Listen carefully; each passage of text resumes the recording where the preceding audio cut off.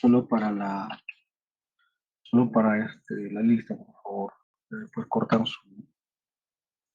apagan su cámara para que no se sature la línea. Ya.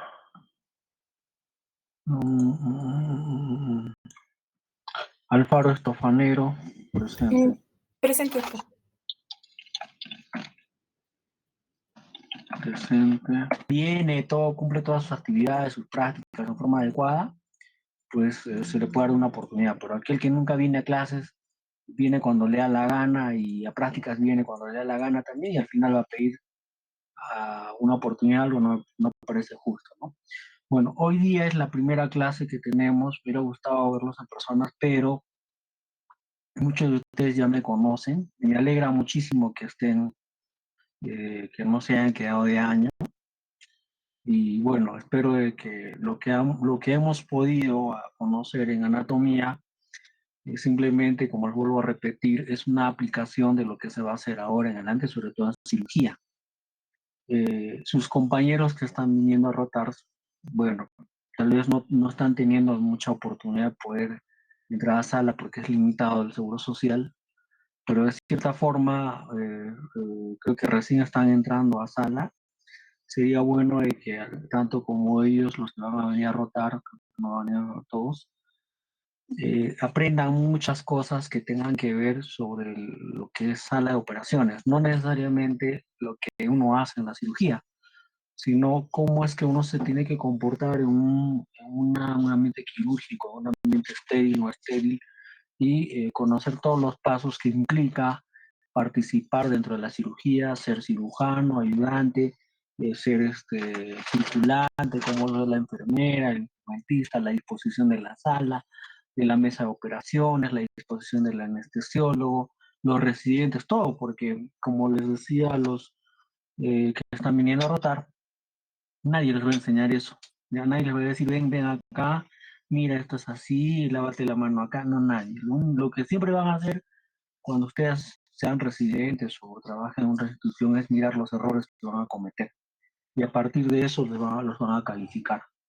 Y como en todo aspecto, lo único que se valora es lo negativo, porque lo positivo nadie habla. Cuando uno comete un error es un escándalo, pero cuando uno hace cosas buenas a nadie le importa. Pero ustedes tienen que evitar cometer el mínimo error posible cuando ustedes participen en una cirugía. Lamentablemente no puedo hacerlos participar como el anterior grupo, que sí he tenido la oportunidad de hacerlos entrar a sala, ser parte de la cirugía, el procedimiento quirúrgico, porque había pues este campo, ¿no? Pero ahora están los internos, entonces no puedo darle prioridad a los estudiantes sobre el interno, considerando que algunos de ellos son de la UNA, ¿no? Entonces no voy a hacer eso. Si es que hubiera la posibilidad de que no entrara el interno a cirugía, va a entrar uno de ustedes. Tienen que entender, por favor, de que en cirugía lo más importante es tener en cuenta las habilidades sobre el conocimiento teórico que tenemos de la anatomía. Si no conocemos anatomía, vamos a estar perdidos en cirugía.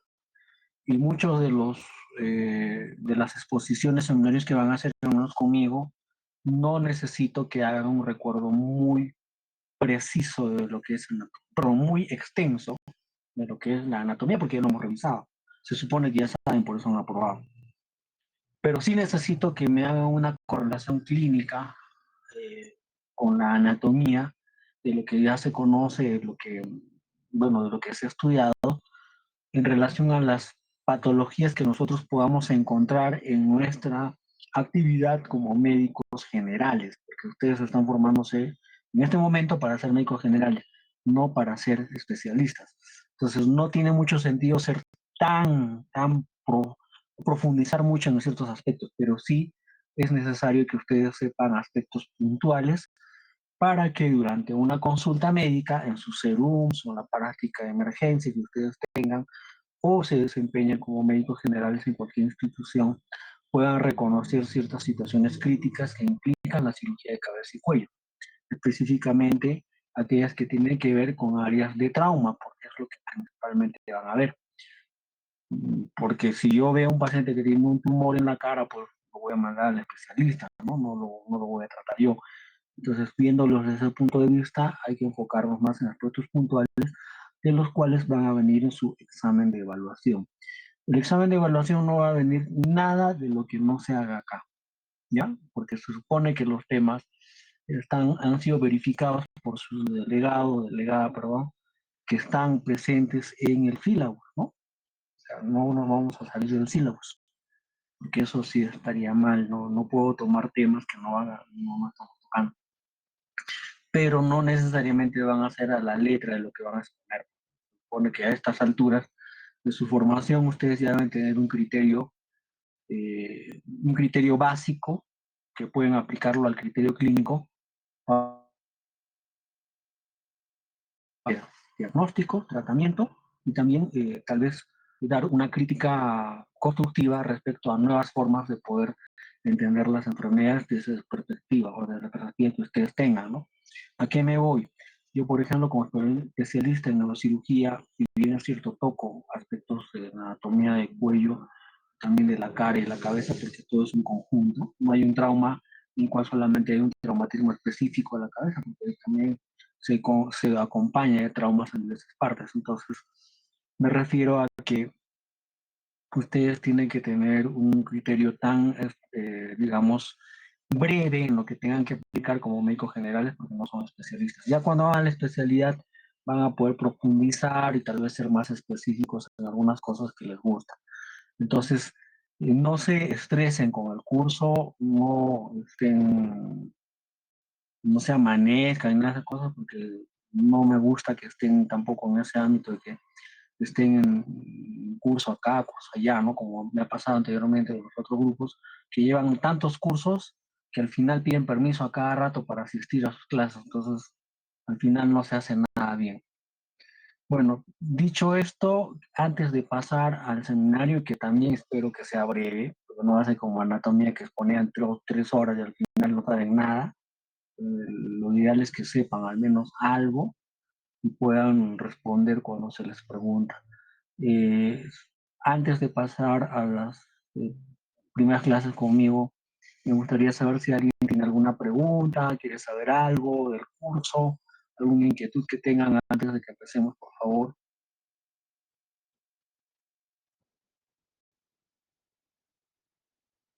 No tengan miedo. Si tienen miedo, conmigo va a ser peor. ¿Ah? A mí no me gusta, ya le he explicado a su legal, a mí no me gustan los miedosos. Si van a ser médicos, pues tengan que hacerlo en todo aspecto. Si no, métanse a otra cosa. Los miedosos son por otras cosas.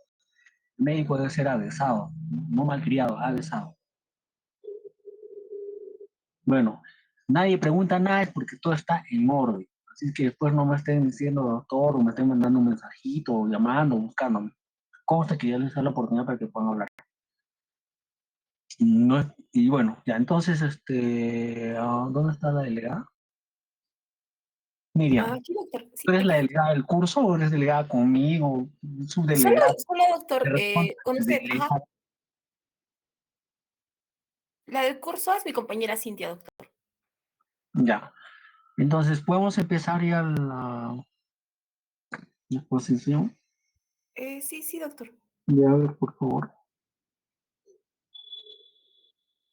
Por favor, atentos, ya, o sea, dejen su celular, dejen de hablar con, no sé, enamorados, no sé, por favor, un ratito nada más. Solo este tiempo, después hagan lo que les dé la gana, pero por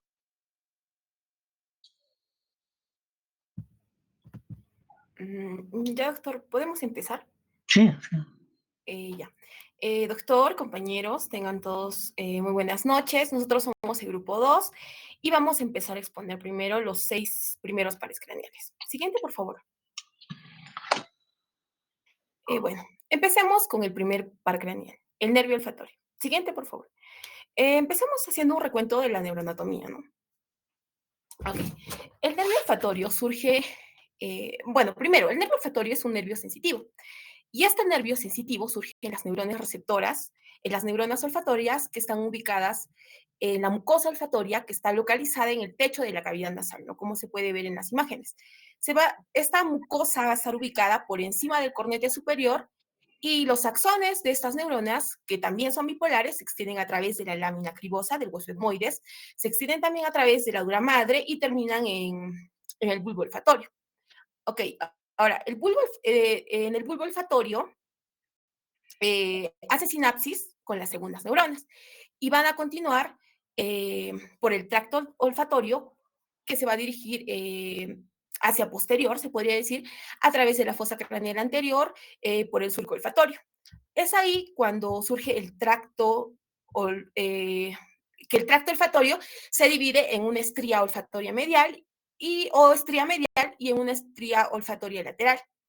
A través de estas estrías olfatorias laterales, como se ve en la imagen de abajo, se llega a la corteza olfatoria primaria, que va a estar conformada por el área periamigdalina y el área prepiriforme. Ahora, la corteza olfatoria primaria envía fibras nerviosas a muchos centros del cerebro para establecer conexiones, para dar respuestas autónomas de las sensaciones o respuestas emocionales, ¿no? Que van a estar encargadas por la corteza olfatoria secundaria, que va a ser el área entorrinal. Siguiente, por favor. Bueno, ahora hablemos sobre las lesiones del nervio olfatorio. Las causas más frecuentes son las patologías inflamatorias sinonasales y también los traumatismos. Ahora, el olfato también puede verse afectado por otras causas, ¿no? Por ejemplo, por edemas, por hematomas o isquemias. Ahora, los nervios y los tractos olfativos también pueden lesionarse iatrogénicamente en varios procedimientos quirúrgicos que llegan a involucrar la base anterior del cráneo. En cuanto a la patología inflamatoria sinonasal, los receptores del epitelio olfatorio pueden afectarse por distintos procesos, ¿verdad? Pero los más frecuentes son los procesos infecciosos como la gripe, que llegan a producir una anosmia transitoria. Otras patologías que llegan a provocar una inflamación sinonasal pueden ser, por ejemplo, patologías congénitas, pueden ser también tumores o productos tóxicos, ¿no? Como la cocaína y el tabaco, por ejemplo. El siguiente, por favor.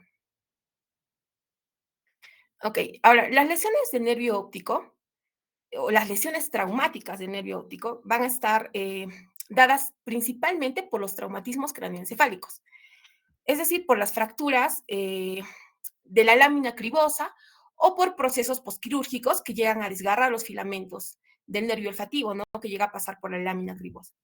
Siguiente, por favor. Bueno, en cuanto a la epidemiología, en 1992, Kenny y Baló informaron que los nervios olfatorios, y en este orden, ¿no? Que los nervios más afectados o con mayor daño en frecuencia son el nervio olfatorio, el nervio facial y el nervio auditivo vestibular, en ese orden, seguido por los nervios motores ópticos y los nervios oculares. Ahora, según un estudio realizado por el Hospital Universitario Marqués de Valdecilla, de España, entre el año 2000 y 2006, de 49 pacientes que presentaban lesiones de nervios craneales, 13 pacientes, que vendrían a ser el 21%, presentaron lesiones de nervio olfatorio. Entonces, según estas dos investigaciones, el nervio olfatorio es el más afectado en traumatismos craneoencefálicos leves, según estas dos investigaciones, ¿verdad? Ahora, siguiente, por favor. Bueno, en cuanto a la sintomatología, el síntoma característico es la afección, en la afección del primer par craneal del nervio olfatorio, es la anosmia o la hiposmia, ¿no? Ahora, la localización del traumatismo craneoencefálico tiene mucho que ver en la gravedad de la anosmia, ¿no? Por ejemplo, un traumatismo en la región occipital es más probable que presente una anosmia, que el paciente presente una anosmia en un 40%, incluso que la anosmia sea total. Y, por ejemplo, en los traumatismos o traumas frontales, es probable que se presente una anosmia hasta en un 29%. Ahora, se dice que la fisiopatología consiste en la sección de las fibras nerviosas que pasan a nivel de la lámina cribosa del hueso etmoides.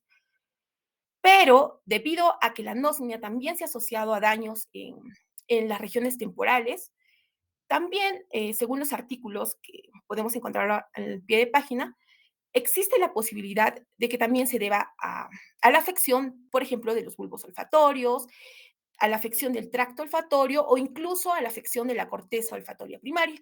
Y en aquí ya se han encontrado otro tipo de síntomas, ¿no? Síntomas postraumáticos, como por ejemplo la disosmia o la parosmia. Siguiente, por favor. Bueno, en cuanto a la valoración del primer par craneal del nervio olfatorio, en primer lugar, se tiene que comprobar que la vía, que la vía nasal esté permeable, que estén abiertas las dos fosas nasales del paciente. Para esto, se tiene que pedir al paciente que respire a través de sus fosas nasales, ocluyendo cada una de estas, ¿no? Después, se tiene que pedir al paciente que cierre los ojos y que identifique el olor. Este olor no tiene que ser un olor irritante. Se aconseja que se usen olores como el olor del café, el olor del ajo o, por ejemplo, el olor del jabón, ¿no? Después se tiene que valorar la otra fosa nasal. El paciente en este examen tiene que ser capaz de percibir el olor y tiene que ser capaz también de identificar el olor. Siguiente, por favor. Ok. En cuanto, en cuanto al diagnóstico, se sospecha de daño del nervio olfatorio cuando hay presencia de hemorragia nasal, de epistaxis, ¿no? O cuando hay presencia de equimosis prioritaria, cuando hay presencia de rinorrea de líquido cefalorraquídeo. Claro, todo esto en contexto de una lesión cráneoencefálica, ¿no? Ahora, la rinorrea de líquido cefalorraquídeo se va a producir cuando hay fractura de la lámina cribosa o cuando hay fractura del seno frontal, todo esto con desgarro de la dura madre, ¿no? En cuanto al pronóstico, en el traumatismo craneoencefálico, con disfunción del nervio, del primer nervio craneal, casi el 40% de pacientes recupera el olfato. Y la mayoría de estos pacientes recupera el olfato dentro de 3 meses hasta 2 años, ¿no? Ahora, la recuperación temprana se va a dar cuando solo va a haber efectos compresivos, es decir, cuando va a haber, por ejemplo, un hematoma, o cuando va a haber un edema, o cuando va a haber solo una contusión. Mientras que una recuperación tardía se va a producir cuando hay una laceración del nervio y este nervio necesita regenerarse, ¿no? Y va a haber una regeneración, va a haber una migración de neuronas desde la mucosa olfatoria al bulbo olfatorio. Bueno, y es importante decir también que cuando hay una fractura severa o una interrupción severa de la lámina cribosa, esta al juntarse va a ser fibrosis, ¿no? Y esta va a interrumpir la interconexión o la reconexión de las fibras del nervio olfatorio, lo que hace que incluso la anosmia llegue a ser permanente. Siguiente, por favor. Bueno, eso es en cuanto al primer par craneal. Ahora hablemos del segundo par craneal, del nervio óptico. El siguiente, por favor. Ya un ratito, un ratito. El primer par craneal, a veces pareciera que fuese un par craneal pues, obsoleto, que no hace importancia. No, en realidad, el primer par craneal, por fuera de lo que pueda considerarse los traumatismos, es muy importante saber identificar qué patologías pueden estar asociadas a las lesiones de estos nervios. Por ejemplo, fuera de lo que es trauma, está asociado a los meningiomas, los tumores cerebrales del piso anterior de la base del cráneo, que son los meningiomas. Hay pacientes en los cuales, por ejemplo, vienen solo a consulta por tener dificultad para poder sentir el olor. No huelen nada y simplemente hacen su consulta sencilla. No se les da la importancia al respecto, pero en algunos casos son pacientes que están demostrando en forma indirecta que algo está pasando en estos pares craneales. Otra forma de poder determinar la lesión de estos es poder, digamos, determinar de qué forma o qué grado se puede lesionar en un trauma. Si tienes un trauma en la base del cráneo, en la parte anterior, obviamente va a haber lo que su compañero mencionado, ¿no? Rinorraquia, que es la salida de líquido del olor raquídeo, puede haber hemorragia nasal, puede haber, digamos, alteraciones que tengan que ver incluso con el techo de la órbita, que puedan dificultar hacer una evaluación adecuada de los globos oculares,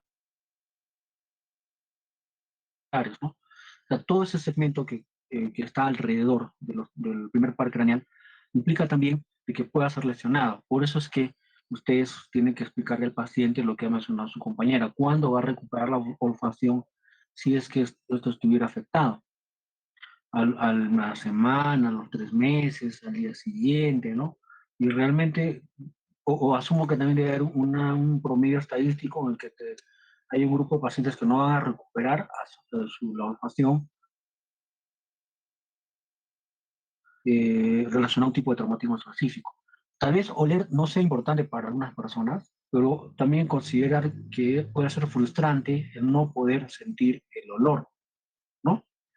Eh, mucho de lo que nosotros olemos no solamente es para el gusto, también es para el disgusto. O sea, por el olor nos podemos dar cuenta que un balón de gas está abierto, por el olor nos podemos dar cuenta que algo se está quemando, por el olor nos podemos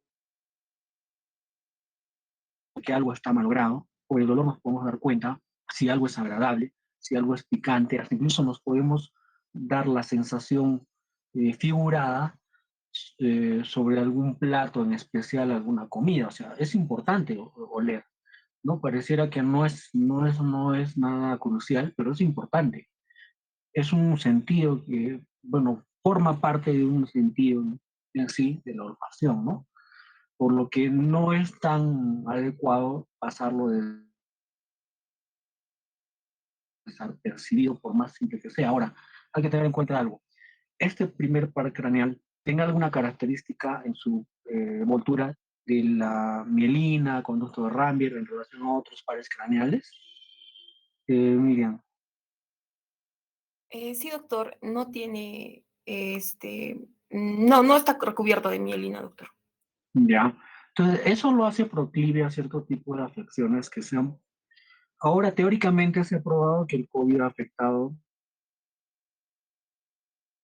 las células neuronales que no tienen envoltura o nudos de Rambier. Pero eso es teóricamente, no se ha determinado exactamente cómo es que producía la anosmia, ¿no? Hay varios trabajos que se han publicado, pero todavía no hay nada al respecto. Total, ya pasó muchísimo tiempo, pero podría ser la explicación más adecuada.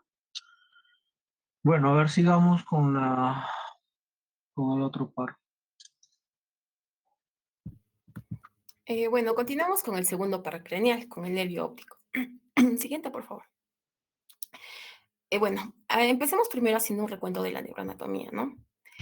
El nervio óptico, al igual que el primer par craneal, es un nervio sensitivo. Y este nervio sensitivo transmite impulsos visuales que van desde la retina hasta la corteza visual. Ahora, las fibras del nervio óptico son los axones que inician en las células de la capa ganglionar de la retina, como se ve en la imagen.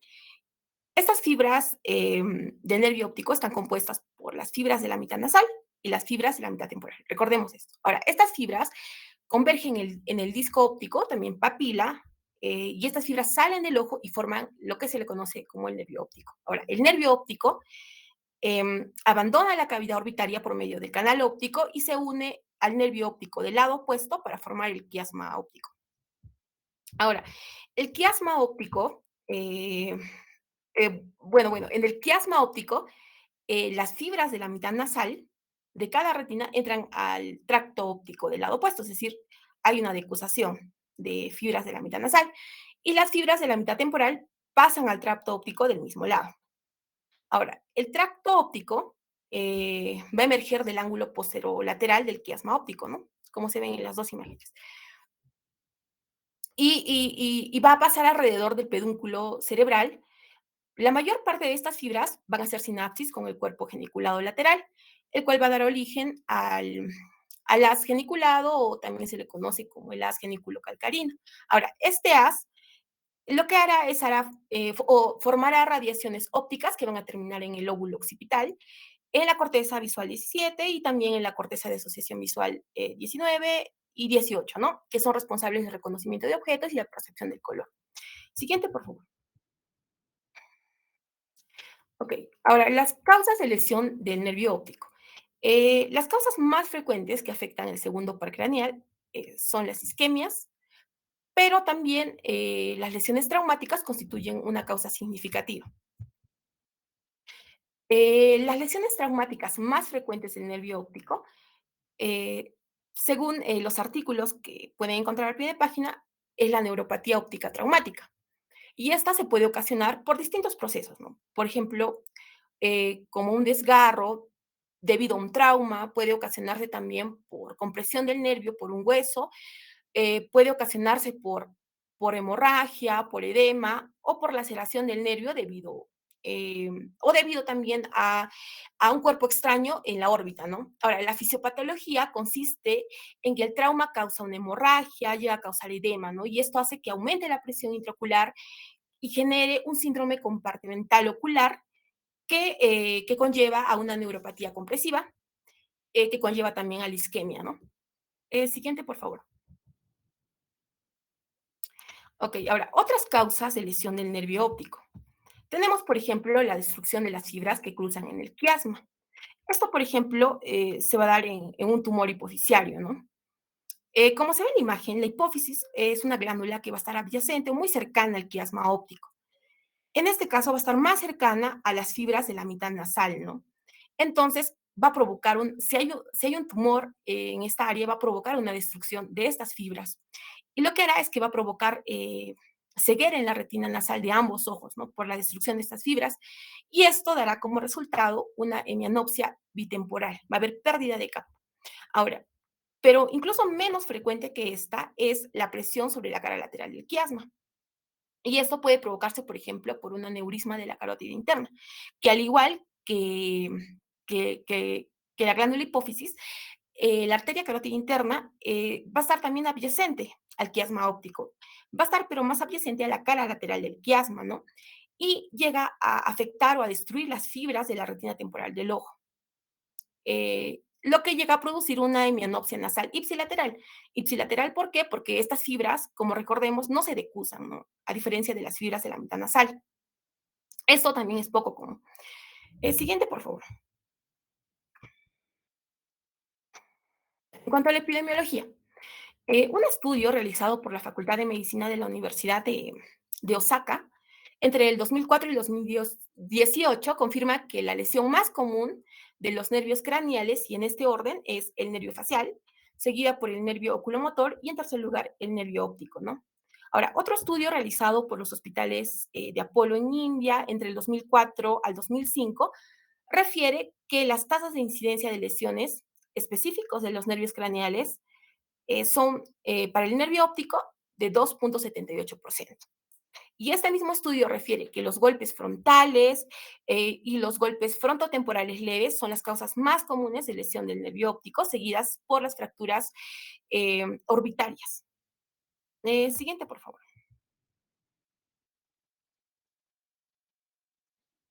Siguiente, por favor.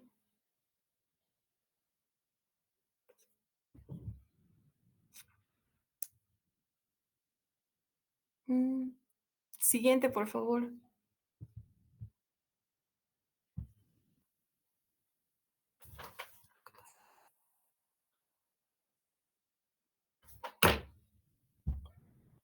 Ya, en cuanto atrás, por favor. Sintomatología.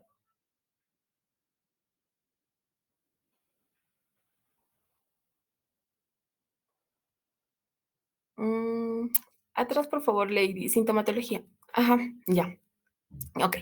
Ahora, los signos y síntomas que podemos encontrar en el examen físico son, por ejemplo, la disminución de la agudeza visual, también se encuentra dolor, se llega a encontrar el defecto pupilar aferente, que se le conoce como la pupila de Marcus-Gunn, se llega a encontrar también anopsias y hemianopsias.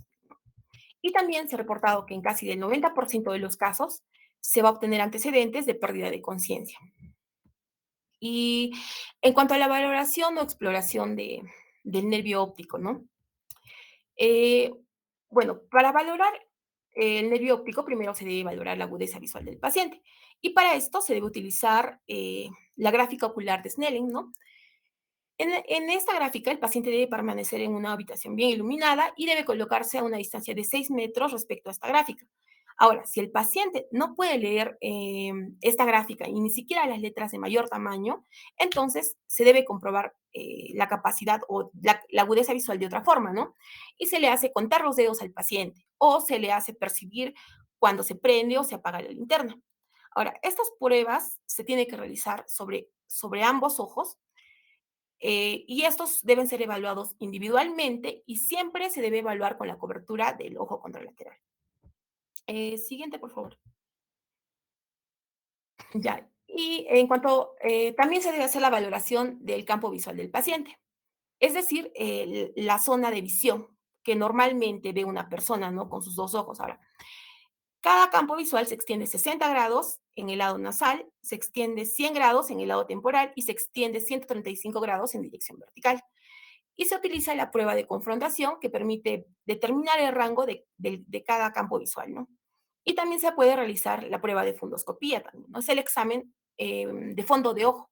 Y durante este examen el médico lo que hace es iluminar el ojo con una luz brillante y examinar las estructuras de la parte posterior del ojo. Y esta prueba ocular lo que hace es evaluar el disco óptico, donde el nervio óptico entra a la retina del ojo.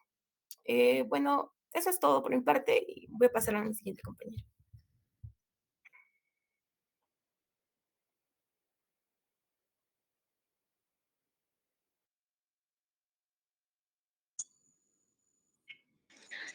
Sí, doctor, buenas noches. Compañeros, buenas noches. Mm, Voy a continuar con la exposición. Ok. Bueno, mi persona les va a hablar acerca del tercer par craneal, el nervio oculomotor o motor ocular común. Siguiente, por favor. Bueno, este es un nervio que tiene una función completamente motora. Además, tiene un componente simpático, un componente parasimpático. Tiene un origen real y un origen aparente. En cuanto al origen real, es decir, el sitio que va a dar origen a las fibras nerviosas que van a constituir el nervio, este está formado por dos núcleos. El núcleo oculomotor principal, que va a conformar lo que es el componente simpático, y el núcleo parasimpático visceral accesorio, que antiguamente se conocía como núcleo de Edinger-Westphal, que va a conformar lo que es el componente parasimpático. Estos van a estar ubicados en el mesencéfalo. Bueno, si hacemos un corte transversal a nivel de los colículos superiores, vamos a poder observar lo que es la imagen, la figura 2. Em, bueno, respecto al núcleo oculomotor principal, señalado de color amarillo, este va a estar situado en lo que es en la parte anterior de la sustancia gris que va a rodear el acueducto cerebral del mesencéfalo o acueducto de Silvio. Em, este sí, va a ser un complejo nuclear en sí, que va a estar formado por subnúcleos, subnúcleo central, medial, laterales, o sea, dorsal y ventral, bueno, el núcleo oculomotor principal va a recibir fibras corticonucleares de ambos hemisferios cerebrales, las fibras que se pueden observar en la imagen de color rojo. Además, va a recibir fibras tectomedulares del colículo superior de color azul, y a través de esta vía va a recibir información de la corteza visual. También va a recibir fibras del fascículo longitudinal medial, em, las fibras que se pueden observar de color verde, a través de la cual se va a hallar conectado con los núcleos de los pares craneales cuarto, em, sexto y octavo. Bueno, em, las fibras nerviosas salientes de este complejo de color negro van a pasar lo que es hacia la parte anterior a través del núcleo rojo y van a emerger en la superficie anterior del mesencéfalo, en la fosa interpeduncular. Em, bueno, algo resaltante que mencionar es que la mayoría de estas fibras que van a salir de este núcleo van a ser homolaterales, es decir, que para, van a, van a ir para el ojo del mismo lado, no se van a decusar. Es decir, que si va a haber una afección del núcleo somatomotor del lado izquierdo, se van a afectar los músculos oculares del ojo izquierdo. Bueno, este complejo nuclear va a inervar a todos los músculos extrínsecos del ojo, excepto al oblicuo superior y al recto lateral. Bueno, respecto al núcleo parasimpático accesorio visceral, o antiguamente conocido como núcleo de Ewing-Westphal, este también va a estar ubicado lo que es en el mesencéfalo, en el colículo superior, en la sustancia gris periacutal. Este va a estar situado específicamente posterolateral al núcleo oculomotor principal. Además, este núcleo va a recibir lo que es fibras corticonucleares para el reflejo de acomodación y fibras del núcleo pretectal de color gris para los reflejos fotomotores, ya sea directo y consensual. Em, Estos axones motores viscerales de color gris van a abandonar lo que es el núcleo y van a discurrir ventralmente lo que es a través del mesencéfalo, junto con los axones motores somáticos, y se va a dirigir lo que es a la fosa interpeduncular, que va a dar origen lo que es al origen aparente, es decir, al origen de emergencia de este nervio. Y bueno, el origen aparente va a ser a través de la fosa interpeduncular, a nivel de la cara interna o medial del pedúnculo cerebral correspondiente. El siguiente, por favor.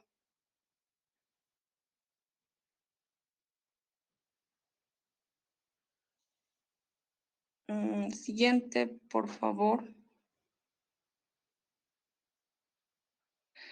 Bueno, en cuanto al trayecto y sus relaciones, los dos componentes, ya sea simpático o parasimpático, van a formar lo que es el nervio oculomotor en sí. Em, los axones parasimpáticos se van a encontrar por encima del nervio. Es por eso que cuando este nervio se va a encontrar comprimido, van a ser los primeros axones que van a perder su función. Bueno, en la figura 5 podemos observar el recorrido del nervio oculomotor con sus dos componentes nucleares, desde su origen real, su origen aparente en la fosa interpeduncular. Ah, bueno, para estudiar el recorrido y sus relaciones, vamos a estudiar primeramente desde el origen del nervio a la entrada del seno cavernoso. Disculpa, disculpa, ¿están proyectando o está mal mi computadora? Mm, Ya, ok, esta, sigue, sigue. sí. Bueno, ahora, para estudiar lo que es, como les decía, el recorrido y las relaciones, em, vamos a estudiar en 4 regiones del origen del nervio al entrar al seno cavernoso, en el seno cavernoso, en la hendidura esfenoidal y en la órbita.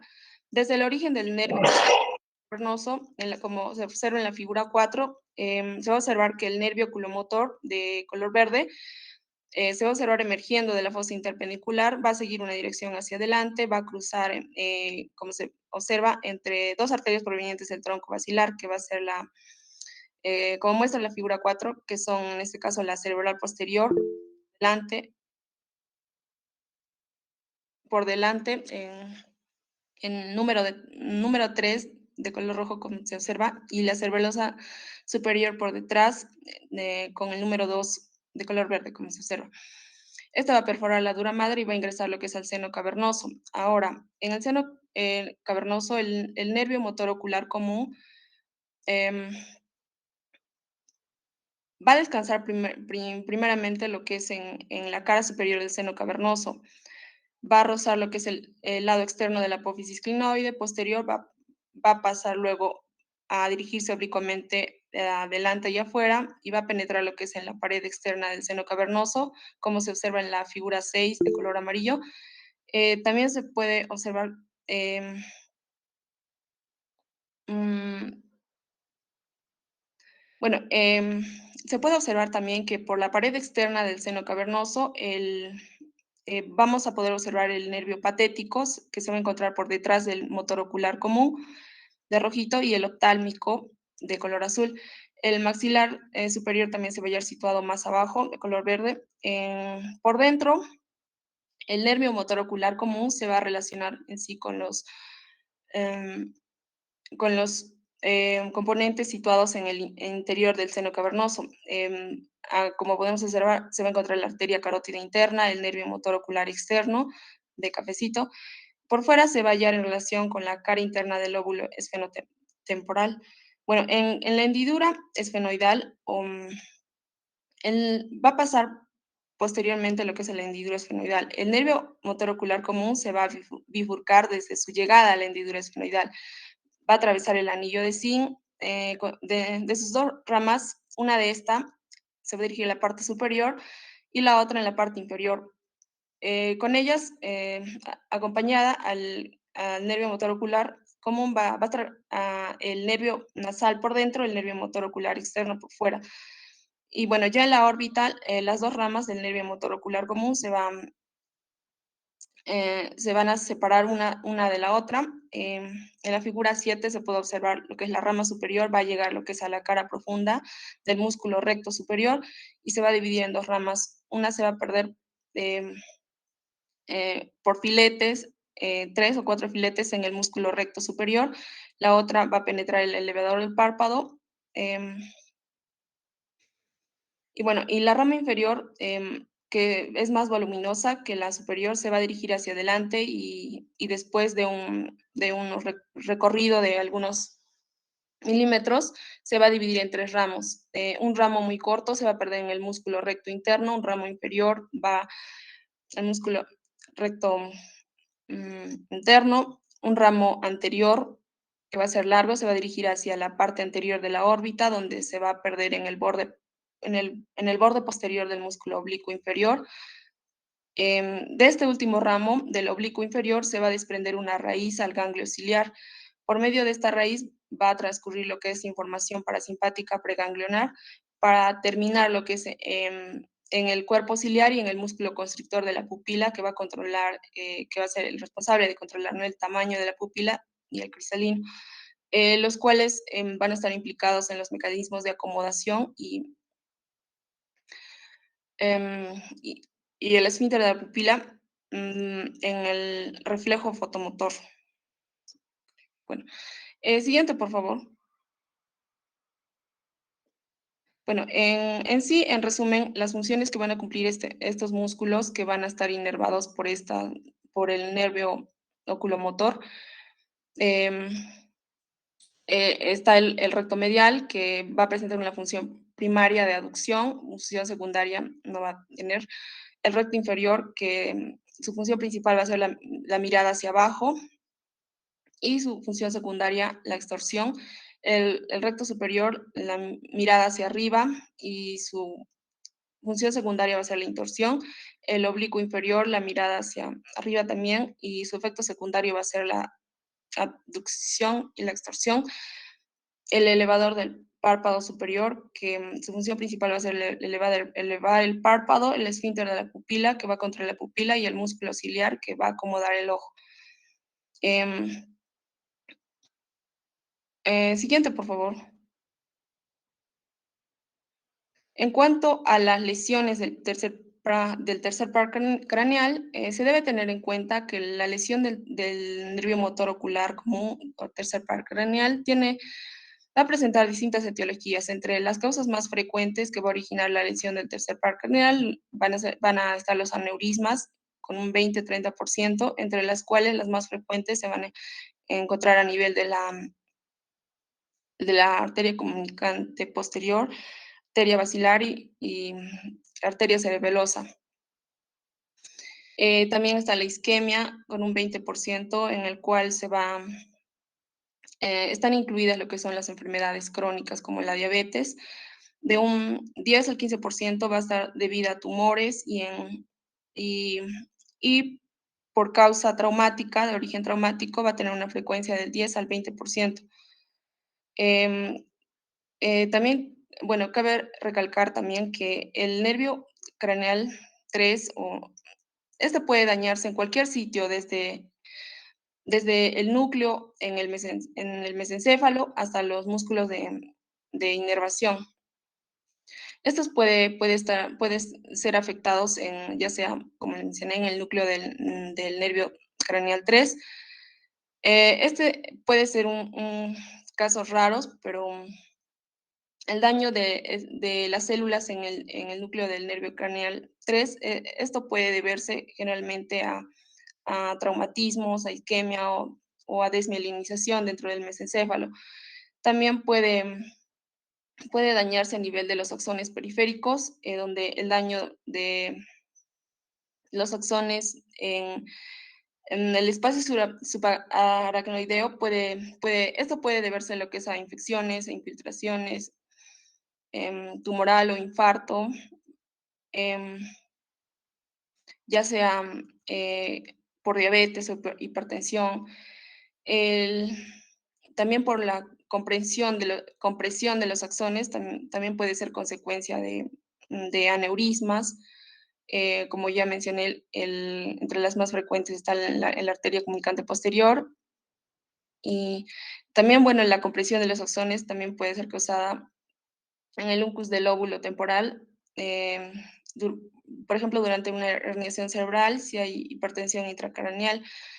Em, También por compresión de los axones en el seno cavernoso, puede deberse lo que es a tumores, inflamación, infección, a trombosis. Bueno, también eso porque va a estar también en relación con, como les mencioné, en el seno cavernoso va a estar en relación con varios nervios, ¿no? Como el patético, el, eh, el nervio, el nervio abducens, y diferentes componentes, ¿no? Y también la arteria carótida interna. Bueno, y también puede deberse lo que es a traumatismos, ¿no? En el área en la cual los axones van a atravesar lo que es la fisura orbitaria superior o la hendidura para entrar a lo que es a la órbita. Em, bueno, en cuanto a la epidemiología, según un estudio realizado en Japón, en un artículo en el Departamento de Traumatología y Medicina Crítica Aguda, la Facultad de Medicina de la Universidad de Osaka. El trabajo lleva por título Incidencia y características de las lesiones de los nervios craneales, donde el objetivo, bueno, de este trabajo era sobre la incidencia y las características de la lesión de los nervios craneales, donde menciona que con los hallazgos de ese trabajo se podía detectar las lesiones en etapas tempranas en pacientes en riesgo. En este trabajo menciona que la incidencia más alta fue de la lesión del nervio facial, ¿no? En accidentes de bicicleta, seguido por la lesión del nervio oculomotor con accidentes de motocicleta y por último la lesión del nervio óptico en accidentes también de bicicleta. Y bueno, y la mayoría de los pacientes que presentaron estas lesiones eran adultos de 30 a 50 años. Siguiente, por favor. Bueno, en cuanto a las técnicas de exploración, em, bueno, para la exploración de este nervio se realiza conjuntamente con otros pares craneales encargados del movimiento ocular, ¿no? Aquí vamos a realizar primero la exploración de la motilidad extrínseca del ojo y de la exploración intrínseca del ojo. Siguiente, por favor. En cuanto eh, a la motilidad extrínseca del ojo, primeramente vamos a evaluar lo que es la apertura palpebral. En aquí, lo que vamos a hacer es inspeccionar lo que es la amplitud y la simetría de la hendidura palpebral. Em, el mismo hecho, ¿no? de realizar una inspección simple de la fascia nos va a permitir darnos cuenta si las dos aperturas palpebrales son de la misma amplitud o si una de ellas está más estrecha que la otra. Em, o también si un ojo está cerrado porque no hay elevación del párpado superior de este lado, em, esto va a ser un indicador, ¿no? de parálisis de este músculo por una lesión del tercer par craneal. Bueno, recordemos que en condiciones normales el párpado superior no cubre la pupila cuando se abre, pero puede cubrir la porción superior del iris. Además de que los párpados en condiciones normales deben abrirse y cerrarse completamente sin caída ni retraso. Bueno, como ya lo había mencionado, la elevación del párpado es el resultado de la activación, ¿no?, del músculo elevador del párpado, que es inervado por el tercer par craneal. Para evaluar la función del músculo, lo que se va a hacer se va a pedir al paciente que mire directamente hacia adelante y se va a observar la posición del borde del párpado superior en relación con el iris. En casos de lesión del tercer par craneal, lo que va a producir va a ser una ptosis palpebral unilateral o bilateral, es decir, que va a producir la caída de uno o ambos párpados.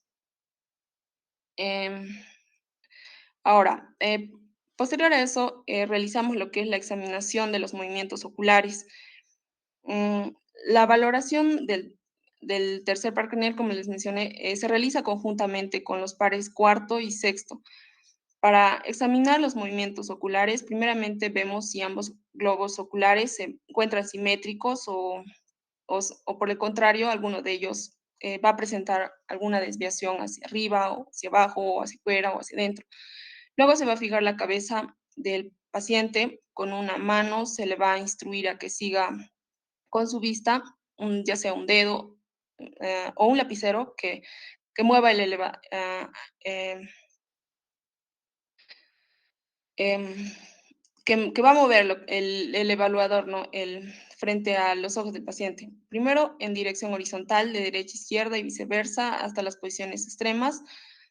Después en sentido vertical, de abajo hacia arriba y viceversa. Posteriormente se va a realizar movimientos en las 6 direcciones o puntos cardinales de la mirada. Y bueno, finalmente se va a terminar esta exploración moviendo el dedo en dirección circular para imprimir el globo ocular en un movimiento rotatorio. En caso de haber una lesión en el tercer par craneal, lo que va a producir es parálisis de los músculos, ¿no?, a los cuales va a inervar. Y esta a su vez va a estar acompañada de diploidía en casi todas las direcciones. Es por eso que al evaluar la integridad del nervio oculomotor, se debe prestar atención en los movimientos principalmente, ¿no?, en este caso de la evaluación del tercer nervio, em, de movimientos de aducción y verticales, ya que cuando se presenta una lesión en el tercer par, la aducción va a estar deteriorada porque el nervio craneal 3 va a inerva, ¿no?, lo que es el músculo recto medial. Em, y además de que este nervio también inerva el recto inferior, que es el responsable de la mirada hacia abajo, y los músculos recto superior y oblicuo inferior, que son los responsables de la mirada hacia arriba. Em, y por lo tanto, la presencia de una lesión en los movimientos verticales también pueden estar deteriorados. Em, lo que se va a observar en la lesión del tercer par craneal va a ser una desviación del globo ocular hacia afuera y hacia abajo. Esto por la acción no inhibida de los músculos recto externo y del oblicuo mayor, lo cual se va a denominar exotropía. Em,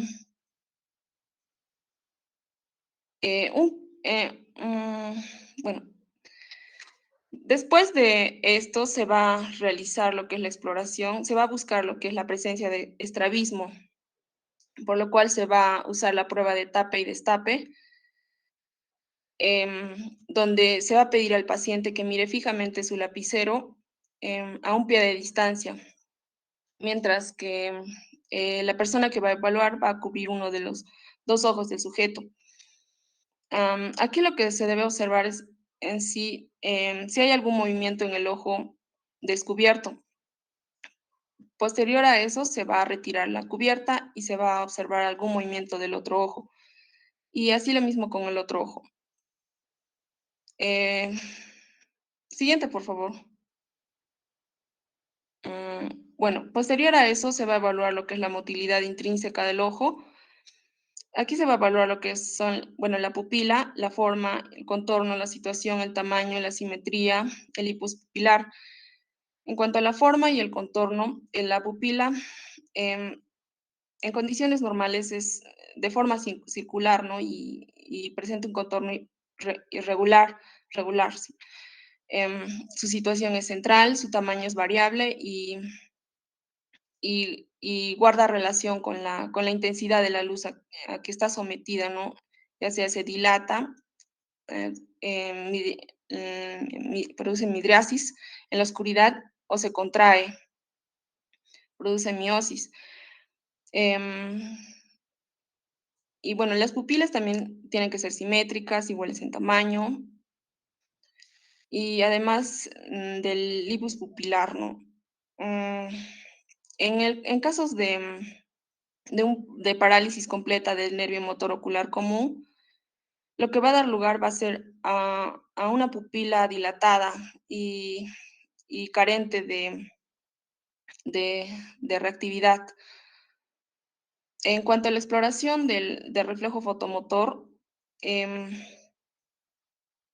como ya sabemos que la luz intensa contra la pupila y la oscuridad la dilata, si dirigimos un haz de luz de intensidad sobre la pupila se contrae, ¿no?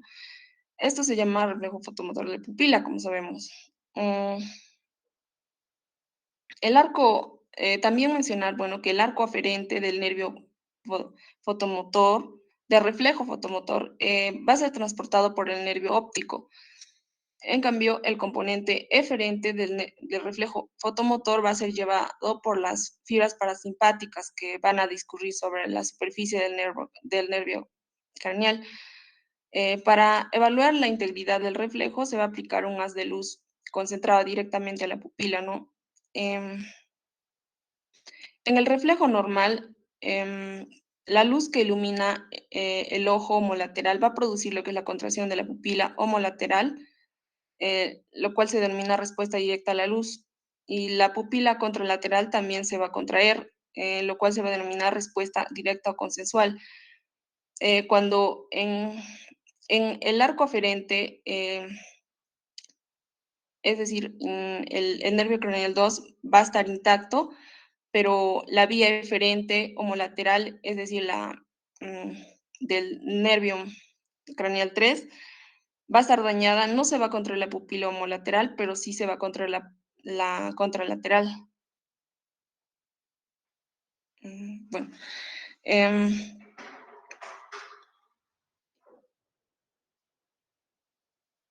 siguiente, por favor.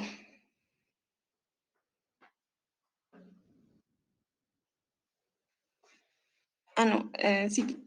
Bueno, posterior a eso, bueno, se va a realizar la exploración del reflejo consensual. Em, el reflejo consensual o fotomotor indirecto es el estímulo y la respuesta, donde el estímulo y la respuesta van a ser los mismos, ¿no? Solo que em, se va a tener que prestar atención en el ojo contralateral, en el cual deberá observarse la contracción de la pupila contralateral. Mm,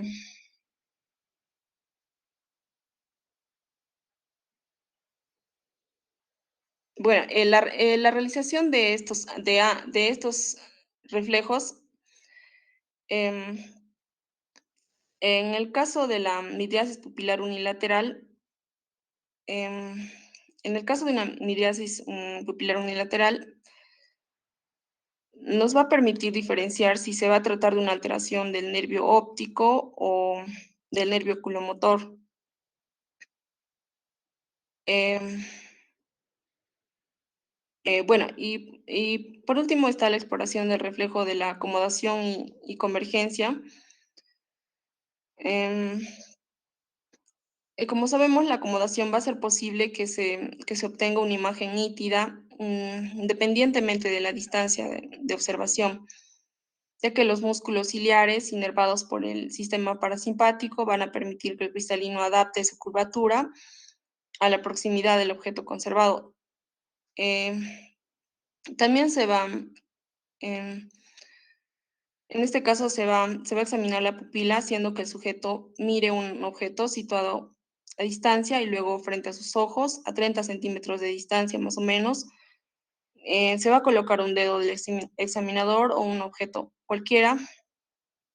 Se observa que al mirar el objeto distante, la pupila se dilata y al mirar el dedo, la pupila se contrae y los ejes ópticos convergen. Y esto es lo que constituye el reflejo de la acomodación y la convergencia, ¿no? Em, mm, Lo que hace el núcleo oculomotor va a enviar señales a ambos músculos rectos mediales que van a hacer que estos se contraigan y esto por su parte va a producir la convergencia de los ojos. En el caso de la lesión del tercer par craneal, lo que va a generar va a ser una incapacidad para acomodar el ojo. Em, bueno, eso sería todo. Muchas gracias.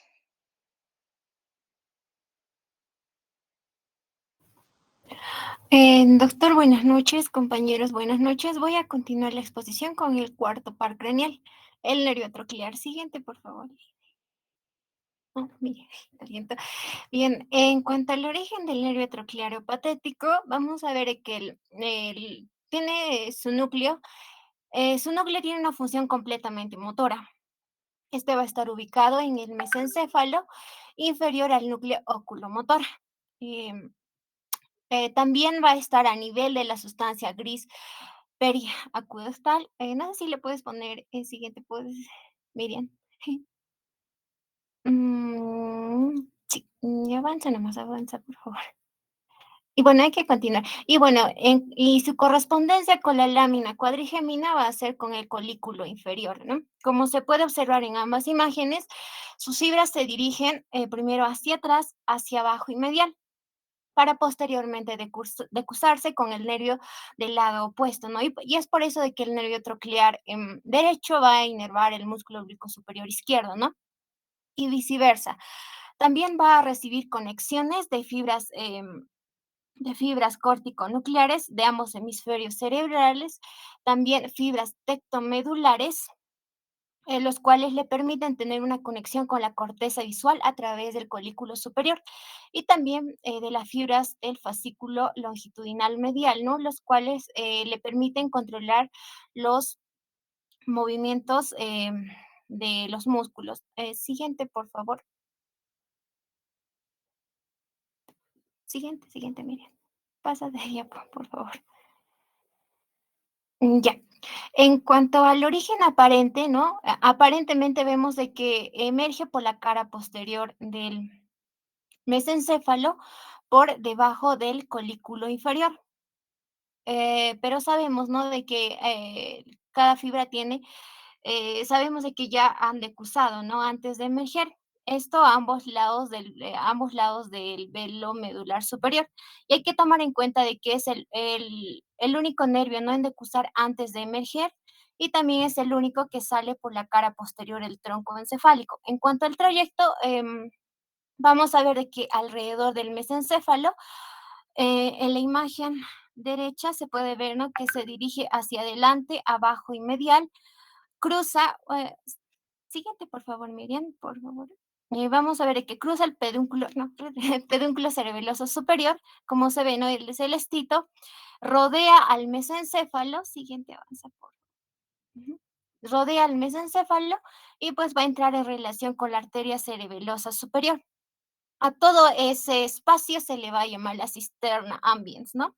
Que posteriormente también va a ser una de las, vamos a encontrar una causa, ¿no? De trauma ahí. Siguiente. eh, Siguiente.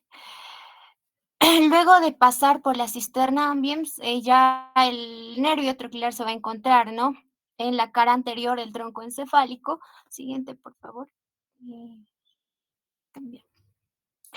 Para luego, ¿no? Buscar su ingreso al seno cavernoso. En este lugar se va a encontrar, no se va a situar en su pared externa y va a entrar en relación con el nervio oculomotor y también el nervio oftálmico, ¿no? Rama del trigémino, para luego en su trayecto atravesar la hendidura esfenoidal para llegar a la órbita, ¿no? En la hendidura esfenoidal hay que tomar en cuenta que este nervio pasa por encima y por fuera del anillo de Sim. También antes de ingresar al seno cavernoso, ¿no? Va a entrar en relación con el tentorio, con el lado libre, ¿no? Con el borde libre. Y bueno, ya en la órbita se va a dirigir hacia adelante y medial entre el músculo elevador del párpado superior y el techo de la órbita, ¿no? Para siguiente uno más. Y pasa de diapositiva, ¿no? Para después terminar inervando al músculo oblicuo superior. Y bueno, este músculo va a ayudar a girar, ¿no? Ayuda a girar el ojo hacia abajo y hacia adentro. Siguiente, por favor. Bien. En cuanto a la lesión del nervio troclear, lo que va a ocasionar es una parálisis del músculo oblicuo superior. Y las causas de estas lesiones, la más frecuente, según los artículos que hemos revisado, ¿no? Y también los pueden ver en recortes en la parte inferior, nos dice de que la causa más frecuente es el traumatismo cráneoencefálico, ¿no? Un 25 a un 50%. También vamos a tener contusión del mesencéfalo, una hemorragia subaracnoidea en la cisterna ambiens, también una trombosis del seno cavernoso y también raramente, ¿no? A un tumor y también una causa isquémica, ¿no? No sé si esto nos menciona en pacientes mayores de 50 años. Ah, en cuanto a la incidencia, que también ha sido muy importante, ¿no? Revisar en estos artículos, de 100 pacientes que tenían lesiones de los nervios craneales, 17 pacientes tenían lesión del nervio troclear, el cual representaba una incidencia de 2.14%. Y el artículo también titulado Trauma de los nervios craneales coincidía con esta incidencia, ¿no? La lesión del nervio troclear también con un 2.14%. Otro artículo, un estudio realizado de 49 pacientes que presentaban lesión de los nervios craneales, 7 pacientes presentaban una lesión del nervio troclear, ¿no? Lo cual hacía una incidencia del 11.3%. Siguiente, y bueno, para mencionar el mecanismo, ¿no? De cómo se da la lesión del nervio troclear, estos artículos nos mencionan, ¿no? De que el nervio troclear puede lesionarse de forma aislada, ¿no? En su trayecto subaracnoideo, recordando de que la porción subaracnoidea es muy susceptible a traumas, ¿no? Porque sabemos de que este nervio tiene un trayecto muy largo, el recorrido es un trayecto largo y que también es muy delgado.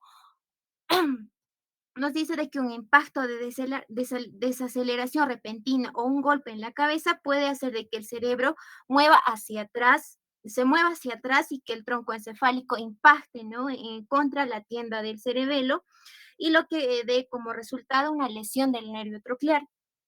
También nos decía, ¿no? De que la lesión del nervio troclear bilateral siempre se debe a causa de un traumatismo, ¿no? Las manifestaciones clínicas que vamos a tener es la mirada, la característica, ¿no? La mirada patética. Esto por la imposibilidad de llevar el ojo hacia abajo y hacia adentro, lo que da lugar a una diplopía vertical. Y en este caso, estos pacientes tienen una dificultad para bajar las escaleras o leer un periódico o un libro porque ven imágenes dobles y la inclinación compensatoria es que el paciente se inclina, ¿no? Y rota la cabeza hacia el lado opuesto de ese músculo. También nos dice de que hay una presencia de hiperfunción, de una hiperfunción, ¿no? De su antagonista, el oblicuo inferior. Y en este caso vamos a tener lo que es el llamado la hipertropia, ¿no? También nos decía de que la maniobra de Chomsky, la hipertrofia aumenta al inclinar la cabeza al lado paralizado, ¿no? Y eso se decía que es un signo de Chomsky positivo. Siguiente, por favor. En cuanto a la valoración y exploración del cuarto par craneal, el troclear, nos dice que para explorar la motilidad de estos músculos extraoculares, lo que vamos a hacer es solicitar al paciente, ¿no? De que siga con la mirada sin que mueva la cabeza, el dedo del explorador, ¿no? Que se desplaza en sentido vertical, horizontal y oblicuo, ¿no? De izquierda a derecha y de arriba hacia abajo y de esta forma no terminar describiendo una H. Y en el caso específico del músculo oblicuo superior, su acción normal no es generar una enciclotorsión, una depresión y abducción del ojo. Pero aquí vemos en los circulitos rojitos, vemos la acción del músculo oblicuo superior izquierdo y la acción del músculo oblicuo superior derecho. En caso de parálisis, vamos a ver de que la acción del oblicuo inferior va a primar sobre la acción del oblicuo superior en los circulitos amarillos, ¿no? Por lo cual vamos a encontrar el ojo afectado en posición de exciclotorsión, elevación y aducción. Y aquí podemos observar en la imagen del lado los hallazgos de la parálisis del músculo oblicuo superior, ¿no? En el examen físico, en exsilotorsión, hipertropía y exotropía del ojo afectado. Y esto significa, ¿no? De que el ojo se encuentra en rotación externa y desviación superinterna. Y esta mirada, ¿no? Se la va a llamar la mirada patética. Siguiente, por favor. Y bueno, por último, en estas dos imágenes, vamos a ver, ¿no? En la primera imagen, vamos a ver que el paciente tiene la cabeza inclinada hacia el hombro derecho, ¿no? Entonces nosotros vamos a suponer que la lesión está en el cuadrante izquierdo. Y efectivamente, en el número 2 de la primera imagen, hay una discreta hipertropia izquierda, ¿no? Una discreta hipertropia izquierda y también esta hipertropia se manifiesta más en aducción, en el número 3. Cuando hacemos mirar al paciente al lado contralateral y hacia abajo, vamos a ver la limitación del oblicuo superior, ¿no? Y eso ocasiona la diplopía en el número 4. En la siguiente imagen vamos a ver, la discreta hipertropia en el número 2 y se hace más notoria al mirar en extroversión, ¿no? En el número 3 vamos a ver también la limitación del cuarto par craneal al mirar hacia abajo y hacia el lado contralateral en el número 4. Y cuando inclinamos la cabeza opuesta a la lesión, mejora la hipertropia en el número 5. Vamos a ver que es, o sea, como si estaría mirando normal, ¿no? Pero cuando inclinamos hacia el mismo lado de la lesión, empeora la hipertropia y empeora la diplopía en el número 6. Eso sería todo por mi parte, doctor y compañeros. Gracias.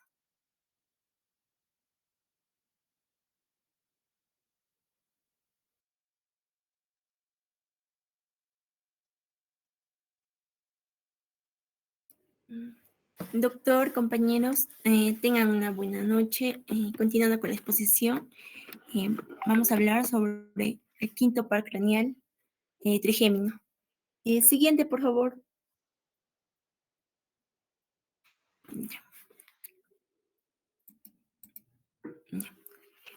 Los núcleos del nervio trigémino, vamos a ver que el nervio trigémino es un nervio sensitivo y motor. Por ello presenta 4 núcleos, 3 núcleos sensitivos y un núcleo motor. Vamos a encontrar al núcleo espinal, el cual se va a encontrar en el bulbo raquídeo y se va a extender hacia abajo, puede llegar hasta el segundo segmento cervical. El núcleo principal, el cual se encuentra una porción ensanchada a nivel del puente. Y se va a continuar hacia la parte superior con el núcleo mesencefálico, el cual que se encuentra a nivel del mesencéfalo. Siguiente, por favor. Aquí podemos observar los tres núcleos sensitivos del nervio trigémino. El núcleo espinal, como mencioné, en el bulbo raquídeo. El núcleo principal, el cual se encuentra en la protuberancia, y el núcleo mesencefálico, a nivel del mesencéfalo. Y el núcleo motor se va a encontrar lateral al núcleo principal, en el puente. Siguiente, por favor. Aquí tenemos otra imagen donde donde señalo aquí encontramos el núcleo motor del nervio trigémino. En el lado izquierdo encontramos los núcleos sensitivos. En la parte superior, el núcleo mesencefálico, seguido en la parte del puente, el núcleo principal, y en la parte inferior, el núcleo espinal. Estos núcleos van a recibir información. El núcleo principal recibe información táctil y información de presión. El núcleo espinal va a recibir información termoalgésica, eso quiere decir información de la temperatura y del dolor. Y el núcleo mesencefálico recibe información de los músculos, de la masticación y así también de la articulación temporomaxilar. Siguiente, por favor. Eso era el origen real del nervio trigémino. Ahora, el origen aparente, vamos a encontrar a una gruesa raíz sensitiva que se encuentra en la parte del puente a nivel de la parte lateral. En su lado medial encontramos una delgada raíz motora. Siguiente, por favor.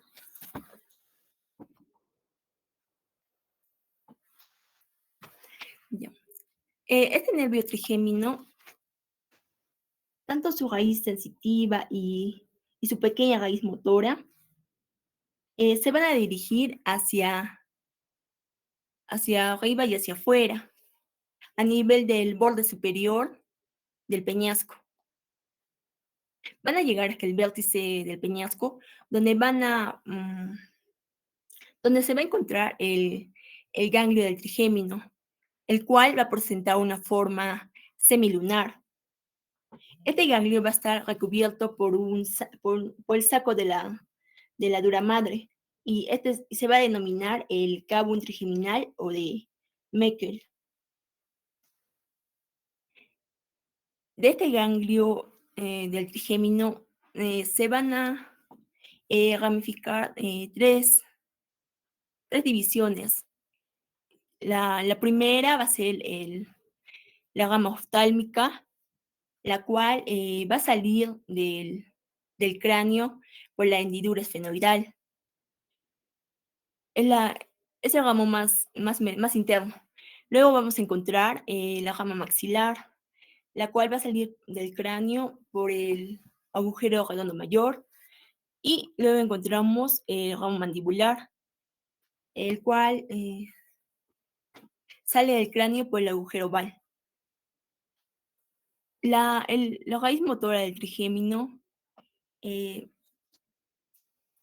va a tener un trayecto por debajo del ganglio del trigémino, y esta lo va a cruzar diagonalmente para dirigirse hacia el ramo mandibular. Es así que la raíz oftálmica y la rama maxilar son netamente sensitivas, mientras que la rama mandibular es sensitiva y motora. Siguiente, por favor. Por ello, la patología que les voy a explicar va a ser la neuralgia del trigémino. Siguiente, por favor. La neuralgia del trigémino van a ser episodios breves, unilaterales y recurrentes que tienen una duración de una fracción de segundos hasta 2 minutos, en lo cual va a estar caracterizado por un dolor punzante,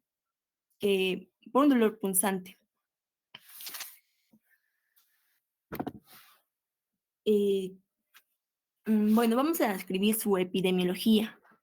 Va a presentar una prevalencia de 0,16 a 0,3% y una incidencia de 4,3 a 27 casos nuevos por 100.000 personas por año. La edad en la cual puede aparecer la neuralgia del trigémino, en promedio nos indica que es de 53 a 57 años. Y va a ser mucho más frecuente en mujeres con una proporción de 3 a 1 entre mujer y varón. La etiología de la neuralgia del trigémino. Tenemos 3 tipos de causas. Tenemos una neuralgia de trigémino clásica, secundaria y idiopática. La neuralgia de trigémino clásica va a representar el 75% de todos los casos. Y en esta, lo que va a suceder va a ser que va a haber una compresión neurovascular del trigémino. En esta compresión va a estar acompañada de cambios morfológicos. Estos cambios pueden ser una distorsión, una indentación del vaso sobre el nervio. En este tipo de neuralgia de trigémino clásico, el vaso más frecuente nos indica que es la arteria cerebelosa superior, la cual puede comprimir al trigémino. Tenemos otra etiología, la etiología de neuralgia trigémino secundaria, la cual va a representar un 15% de los casos. Y esta se denomina secundaria cuando va a existir ya una enfermedad subyacente que va a causar esta neuralgia. Algunos ejemplos que podemos mencionar son un tumor a nivel del ángulo pontocerebeloso, una malformación arteriovenosa y la esclerosis múltiple. Y por último, tenemos la causa idiopática. Esta va a representar un 10% de los casos y, vamos a, y esta se va a denominar idiopática cuando no se va a encontrar una causa aparente para la neuralgia del trigémino. Siguiente, por favor. Como dije, que el mayor porcentaje de la causa de la neuralgia del trigémino es por una compresión ya de un vaso, ya sea una arteria o una vena a nivel de la raíz del trigémino. En esto se va a enfocar su fisiopatología, ya que esta compresión puede iniciar un proceso de desmielinización y remielinización focal, produciendo así una hiperexcitabilidad.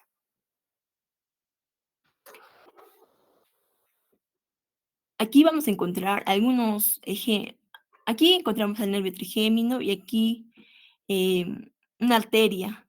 En el número 1 vemos un contacto que ejerce la arteria sobre el nervio. En el grado 2 vemos cómo empuja, comprime al nervio originando una distorsión de este. Y en el grado 3 vemos una indentación del nervio trigémino. Siguiente, por favor.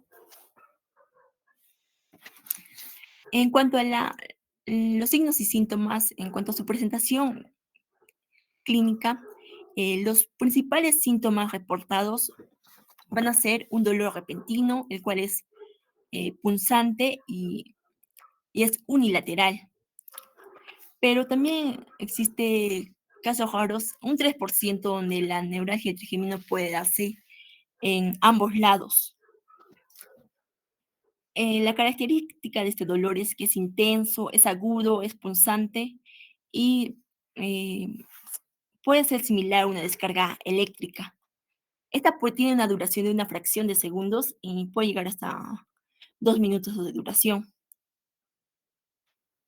Para que se presente este dolor, nos indica que existe zonas de gatillo o estímulos desencadenantes. Estos usualmente se van a ubicar alrededor de la nariz y los labios. Eso quiere decir a nivel del labio superior, en la parte lateral del labio inferior, en el mentón, en la mejilla. Estos estímulos pueden ser, por ejemplo, comer, lavarse la cara, así también afeitarse, cepillarse los dientes, el aire frío y también un ligero toque sobre la cara. Siguiente, por favor. El diagnóstico de la neuralgia del trigémino. Este diagnóstico está basado según los criterios de diagnóstico de la Clasificación Internacional de Trastornos de Cefalea, edición 3. Según la... esto nos va a dar una definición sobre la neuralgia del trigémino, la cual la va a definir como un dolor paroxístico intenso, recurrente, el cual está limitado a la distribución del trigémino, que tiene una duración de segundos hasta 2 minutos, y es un dolor intenso, punzante, similar a una descarga eléctrica y agudo, y está desencadenado por estímulos inocuos, estímulos no nocivos, como mencioné, como el hecho de cepillar de los dientes, tocarse la cara, lavarse, etc. Dentro de estos criterios vamos a encontrar que el dolor debe ser facial y unilateral y este debe limitarse a la distribución de una o más divisiones del nervio trigémino, sin irradiación hacia más allá. En el criterio B encontramos que debe tener las siguientes características. La duración debe ser de segundos a 2 minutos. La intensidad es un dolor severo. Eh, estos, estos van a ser similares a descargas eléctricas, punzantes y de calidad aguda.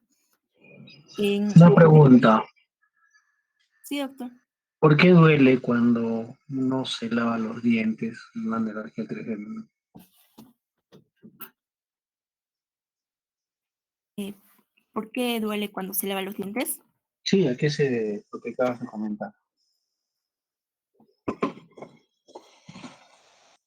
Eh, Más que todo vendría a ser a la distribución sensitiva del nervio trigémino, que va a englobar la mucosa Ya. y las encías del maxilar, las raíces Claro, dentales. porque ¿cuál es la rama que más se afecta generalmente en la alergia trigémino? ¿Cuál es el territorio que más molesta? ¿La B1, B2 o la B3? Em, en la bibliografía que revisé decía que con más ¿No? frecuencia era la B2 y B3. Doctor. O sea, el dolor que a veces se confunde con dolor de muela, ¿no? Sí, Dolor doctor. primario.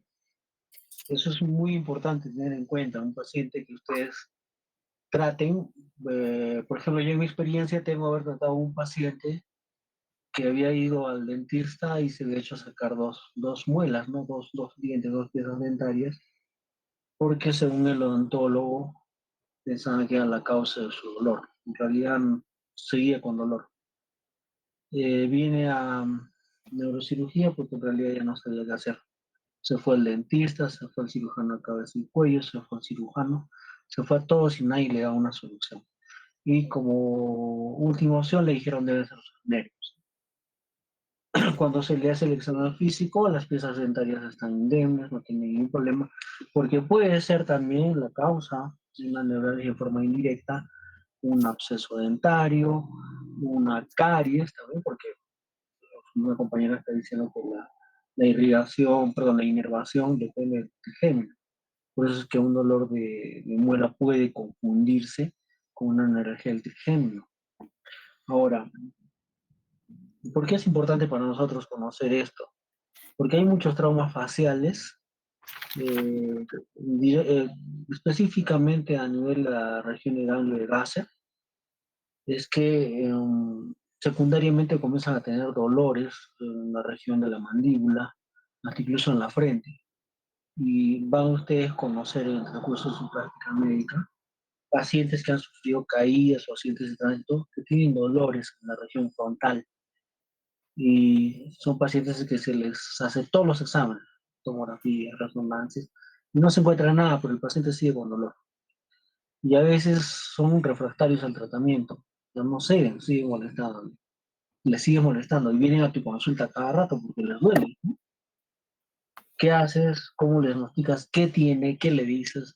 Para eso está nuestro examen físico, ¿no? Por eso tenemos que detectar, perdón, saber, identificar y detectar qué afección del pares craneales tiene cuando hay un antecedente traumático y desde ese entonces presenta ciertos signos y síntomas que nos puede dar el paciente, que ya lo hacemos más focalizado, ¿no? Molestias para masticar, si tiene adormecimiento en mi cara, a qué nivel, hacer un examen de la sensibilidad, sea con un pedazo de algodón, sea, no sé, ¿no? Ver la forma de cómo se evalúa también la sensibilidad a ese nivel.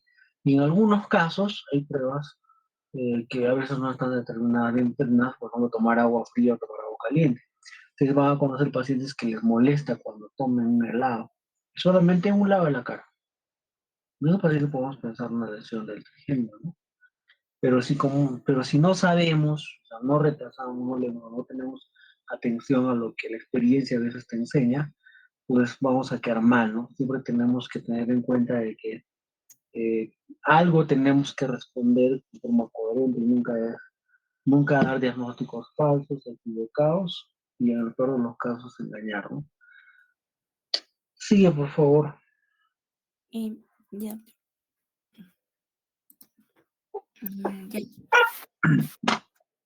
Eh, el punto C nos indica que debe ser desencadenado por estímulos no nocivos dentro de la distribución trigeminal afectada.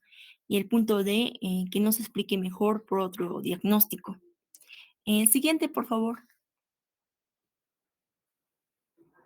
Bueno, dentro del examen físico para evaluar el nervio trigémino, nos indica que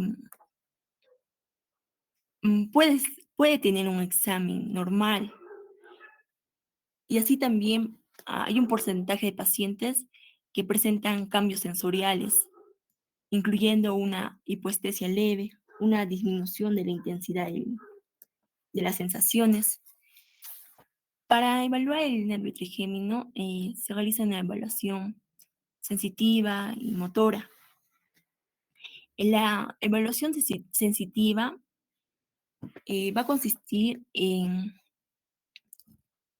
pedir al paciente que cierre los ojos y mientras el examinador va a tomar un martillo y con la parte del pincel va a recorrer en forma descendente desde la parte superior hasta el mentón, en forma simétrica en ambos lados de la cara para evaluar la sensibilidad.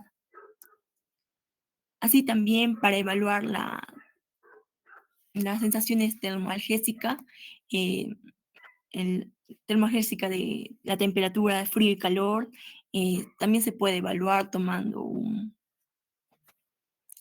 el libro nos menciona un tubo de ensayo con agua fría y caliente y preguntando al paciente qué es lo que siente. Así también, para evaluar la sensación dolorosa, eh, se utiliza una aguja y también se pregunta al paciente. Para evaluar la sensación motora, se evalúa los músculos de la masticación. En algunos casos de la neuralgia trigémino, estos pueden estar normales. Así también se van a evaluar el reflejo corneal, que consiste en, en tomar un hisopo o un algodón y tocar la córnea, y el paciente lo que debe hacer es parpadear. Ya. Cualquier área de entumecimiento permanente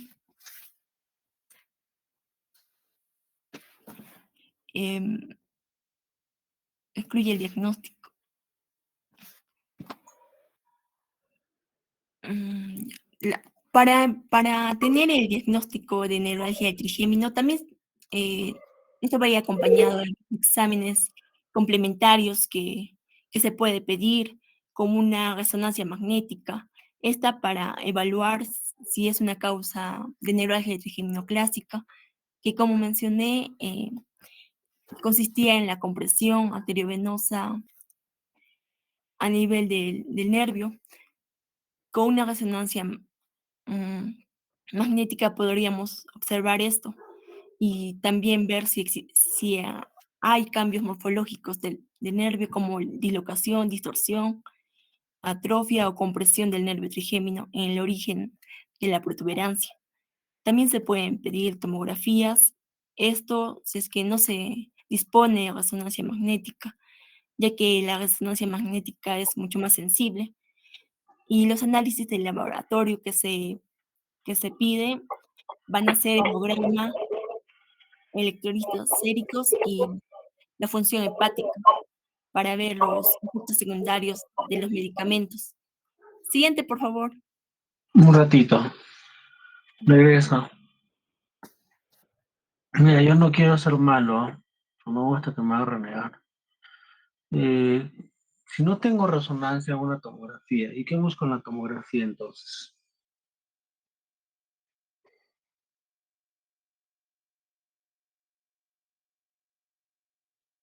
Hola, Sí, doctor. ¿qué busco en la tomografía? ¿Por qué pediría tomografía? Aparte de que no tengo resonancia, pero ¿qué buscaría yo en una tomografía o qué esperaría encontrar para decir es una neuralgia del trigémino?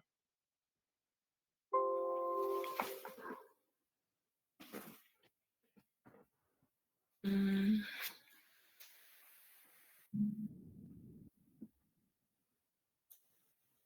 La primera causa de la neuralgia del trigémino es neurovascular. sí, doctor. Ya, entonces, ¿a qué nivel del corte en qué corte yo buscaría una lesión? ¿En un corte sagital, en un coronal o en un corte axial? ¿En dónde buscaría la lesión neurovascular? Em, ¿A nivel de qué arteria tendría que yo buscar para decir que es una lesión o la causa es neurovascular? mm, bueno, la arteria más frecuente en la bibliografía nos indica que es la arteria cerebelosa superior. Ujú. ¿Contra quién? Porque no solamente es el brazo superior, porque ese nervio a veces pasa ahí por ahí, está relacionado a eso. Pero hay otra arteria también que está por ahí. ¿Cuál es? Mm, ¿La cerebral posterior? sí, doctor. Ya.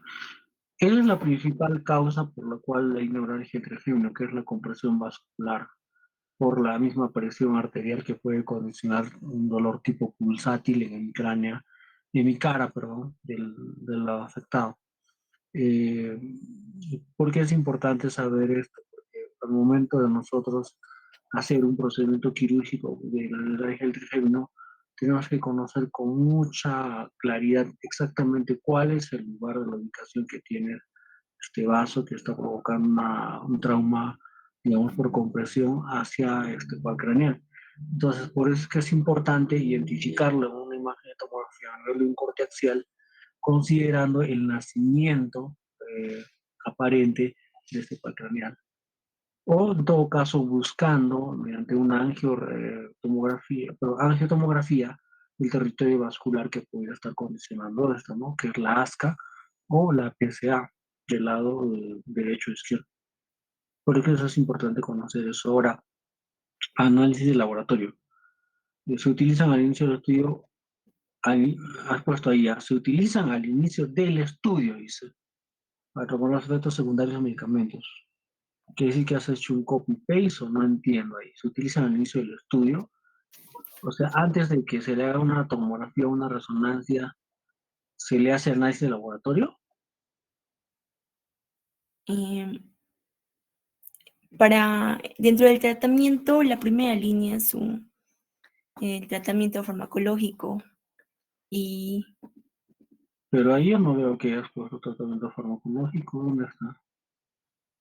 y, mm, y, ¿Cuál es el medicamento de primera línea para una alergia del tratamiento? es la carbamazepina, doctor. Primera Ya. línea. ¿Y por qué tú a un paciente que tiene sospecha diagnóstica de neuralgia del trigémino, este, vas a tener cuidado en solicitar estos exámenes en relación a la carbamazepina? ¿Qué hace la carbamazepina? ¿Es hepatotóxico? ¿Qué es lo que pasa? Mm,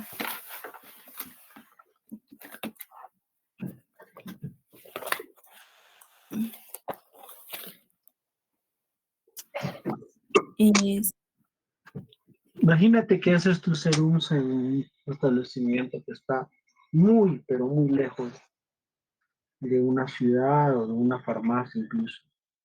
Y tú tienes los medicamentos en tu establecimiento y un día te llega un poblador que no quiere ir, que no quiere viajar, porque no puede hacerlo por una cuestión personal, familiar, social, de pobreza, no sé. No puede ir a un hospital donde hay un neurólogo. Estás tú, tienes los medicamentos ahí, los que según la teoría menciona que son las escalas de tratamiento.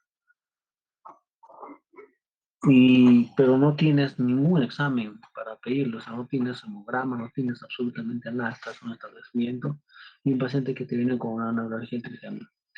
uno, lo refieres, dos, lo atiendes, y si lo atiendes, qué cosa tú ves en ese paciente para evitar que haya, digamos, un problema de intoxicación por carbamazepina y que provoca un problema hepático. ¿Qué es lo que tú buscarías en ese paciente antes de darle la carbamazepina desde el punto de vista clínico? Clínico, ¿ah? No, no laboratorial.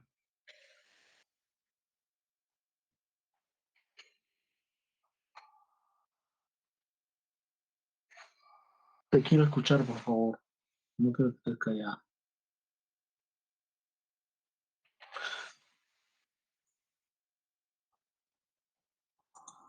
Mm,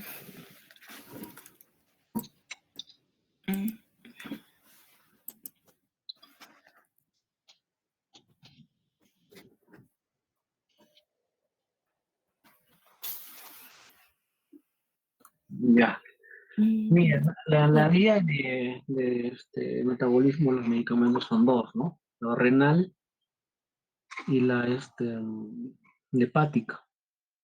También se postula una vía pulmonar, ¿sí? Pero bueno, hablemos de lo más común, que es la hepática, es la vía renal.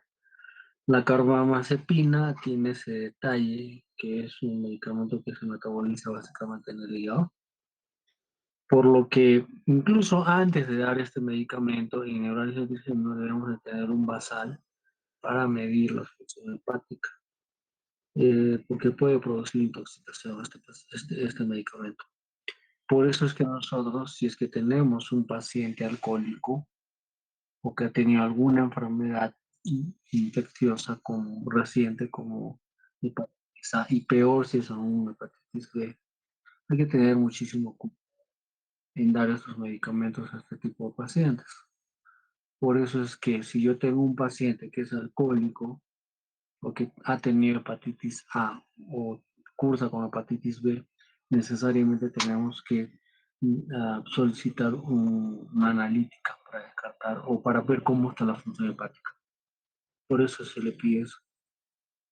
Ahora, hay muchos otros medicamentos que no necesariamente indican el inicio de la carbamazepina, pero eh, es necesario siempre conocer qué tipo de medicamento es, ¿no? Es un opioide, es un AINE, en función a eso determinar cuál es el mejor tratamiento que se le puede dar al paciente. Recuerden otra vez, si ustedes están en sus serums, muchas veces no van a poder enviar a un paciente a un hospital especializado por muchas situaciones, porque no se tiene recursos para movilizar a esa persona, dos, porque esa persona no tiene nadie viviendo cerca del hospital especializado, cuarto, porque esa persona se puede sentir de cierta forma discriminada, entonces solo quedas tú, entonces tú no te puedes quedar callado y decir, pues no sé, ¿no? Veré el libro, ¿no? Veré cómo hago concordar lo que tú sientes, lo que yo veo en ti con el libro y de ahí pues te haré un tratamiento. Lo que lo que no es correcto, ¿no? Por eso es que al momento de nosotros exponer, no sé, por eso ya les he explicado a su compañero, no se trata de escribir, escribir, escribir, y poner ahí ni siquiera has utilizado ¿cómo se llama? No lo has justificado, está como sea lo que has presentado. No sé qué podría yo pensar si lo has hecho a última hora, ayer, a pesar del tiempo que han tenido para hacer su seminario. Ahí, por ejemplo, va la resonancia. Es recomendada para descartar compresión nerviosa o lesión cerebral estructural. Confirma cambios morfológicos como dislocación, distorsión, atrofia, compresión nerviosa en el origen de la protuberancia. Podría ser, ¿está bien? TC, una alternativa solo cuando la resonancia no está disponible, no es tan sensible como la resonancia. ¿En qué porcentaje es sensible o específico la tomografía para el diagnóstico para el diagnóstico de esta lesión? ¿Cuál es digamos, en qué porcentajes, ¿no? Según la resonancia, según la tomografía? No tenemos. La tomografía no es un examen gold estándar para muchas cosas. La resonancia, obviamente que sí, porque permite ver mejor las estructuras anatómicas. Bueno, análisis laboratorio, de ahí nos fuimos en el laboratorio, ¿no? Hemograma, electroséricos y panel de función hepática. Al menos esos 3 exámenes se debería considerar al iniciar el tratamiento con este tipo de medicamentos para evitar displasias sanguíneas, ¿no? Bueno, ¿falta alguien más o se acabó? Sí, doctor. A ver, Bueno, doctor, compañeros, todos tengan ustedes muy buenas noches. En esta oportunidad mi persona expondrá el sexto par craneal o el nervio obtusen, también conocido como el motor ocular externo. Siguiente diapositiva, por favor. Bueno, para ello hablaré un poco algo breve respecto a la anatomía de este par craneal. Respecto al origen real, este nace en el núcleo protuberancial, ubicado, ¿no?, por debajo del piso del cuarto ventrículo, y su origen aparente emerge del surco bulbo protuberancial, esto a ambos lados, ¿no?, del agujero ciego. Ahora, con respecto a su recorrido, sabemos, ¿no?, que van a salir las fibras, salen del puente inferior y entran a lo que es la órbita a través de la fisura orbitaria superior. Y en todo este trayecto, básicamente, se puede dividir en 5 segmentos, ¿no? En un segmento intraaxial, un segmento cisternal, un segmento a nivel del canal de Dorello o canal del abducen, y un segmento a nivel del seno cavernoso y un segmento extracraneal. Bueno, básicamente ahí en la imagen podemos observar a nivel del seno cavernoso, ¿no?, que podemos ver al nervio que discurre inmediatamente lateral a la arteria carótida interna, y a nivel extracraneal que entra en la órbita a través de la fisura orbitaria superior hasta lo que es el músculo recto lateral. Siguiente diapositiva, por favor. Ahora, con respecto a la función de este nervio, sabemos que es un nervio puramente motor, que inerva exclusivamente lo que es el músculo recto lateral o recto externo, lo que permite, ¿no?, al globo ocular rotar lateralmente, o sea, hacer movimientos oculares hacia afuera, que se conoce como la abducción del ojo. Y respecto a la semiología o exploración de este par craneal, como se ha mencionado anteriormente, junto con lo que es el tercero y cuarto par craneal, o sea, estos 3 nervios, se exploran al mismo tiempo porque, bueno, en conjunto se encargan, ¿no?, de la motilidad tanto extrínseca como intrínseca del ojo. Ahora, también como se ha mencionado anteriormente, el examinador pide, para poder evaluar o explorar este nervio, el examinador pide que el paciente, ¿no?, siga con los ojos sin mover, ¿no?, la cabeza, en este caso los movimientos de los dedos del examinador. Y en este caso, los dedos, o bueno, centrándonos en este nervio, los dedos parten, ¿no?, de la posición central y son llevados en dirección horizontal. Y esto básicamente va a evaluar lo que es la capacidad de mover, ¿no?, cada ojo hacia afuera, de modo que tenga que sobrepasar lo que es la línea media, ¿no? O también se le puede pedir al paciente que mire lateralmente o mire hacia afuera. Siguiente diapositiva, por favor. Ahora, con respecto a lo que es, bueno, como se ha mencionado anteriormente, si el paciente puede realizar esos movimientos, nos indicaría que este nervio pues está en un estado normal, pero sí este nervio presenta lesiones. Y cabe mencionar que las lesiones del sexto par craneal son relativamente comunes, ¿no? Y según un artículo, pues, publicado en 2016, este ocupa el primer lugar dentro de las parálisis oculomotoras. Ahora, con respecto a la causa de las lesiones de este par craneal, en los adultos la causa más frecuente de lesión del nervio obtusen es de origen traumático, ¿no? Esto básicamente por su recorrido anatómico y por la relación, ¿no?, que tiene con el ápex del peñasco del hueso temporal, lo que prácticamente lo hace más susceptible a este tipo de lesiones. Y con respecto a la etiología más frecuente en niños, también es por trauma en un 40% y por tumores en un 30 o un 40%, ¿no?, en los niños. Ahora, este nervio puede estar lesionado, ¿no?, a lo largo de su curso en el puente, o también intracranealmente a medida que viaja, ¿no?, a lo largo de la base del cerebro, o puede estar lesionado a nivel del seno cavernoso o a nivel de la fisura orbitaria superior o ya en la órbita. Y cuando hay una lesión de este nervio, se va a producir básicamente lo que es una desviación, ¿no?, del ojo hacia adentro y la imposibilidad de llevarlo hacia afuera, ¿no?, como se puede ver, ¿no? Y en estos casos, el ojo afectado pues no es capaz de realizar los movimientos completos, ¿no?, en la dirección lateral o hacia afuera, ¿no? Y puede permanecer fijo en una dirección medial. Ahora, la disfunción de este nervio lo que produce básicamente son dos, como podemos observar, dos manifestaciones, ¿no? Primero tenemos lo que es la esotropía, que es conocida también como, que es un tipo de estrabismo, ¿no? Que es considerado como el estrabismo convergente, en el cual básicamente el ojo está desviado hacia adentro, como podemos observar en la imagen, ¿no? Y bueno, básicamente aquí es caracterizado, ¿no? Porque el hecho de que un ojo o ambos, o bueno, a veces pueden ser los dos ojos, se desvían hacia adentro. Ahora, la otra es la diplopía horizontal. Como sabemos, la diplopía hace referencia a una visión doble, ¿no? O una alteración de la visión que consiste básicamente en la percepción de dos imágenes de un mismo objeto. Y cuando hace referencia horizontal, pues refiere a que las imágenes aparecen una al lado de la otra, ¿no? Como también se observa en la imagen. Ahora, esta diplopía aparece cuando el paciente mira, ¿no? A la misma dirección del ojo afectado. O sea, por ejemplo, ahí si vemos que el paciente mira, o bueno, el ojo afectado es el lado derecho, aparece diplopía cuando el paciente mira hacia el lado, hacia el lado derecho, ¿no?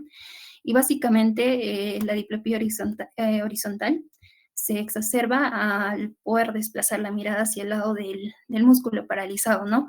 Por lo cual, como medio de, en este caso de compensación, el paciente va a girar la cabeza hacia el lado paralizado y desplaza, ¿no?